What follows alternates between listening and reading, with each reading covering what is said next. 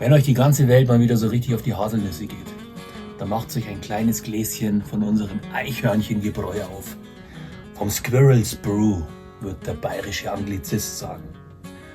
Und dann schenkt ihr euch da 1-2 Stamperl ein.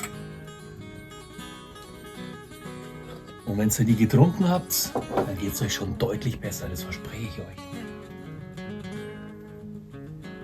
Und wenn die Probleme noch ein kleines bisschen größer sind, so um 77% größer, dann verdünnt ihr den ein bisschen mit unserem White Lightning Full Moon Edition. Und da trinkt ihr dann auch 2-3 Stamperl. Und wenn ihr die dann intus habt, dann verspreche ich euch, für den Abend, da lässt euch die Welt in Ruhe.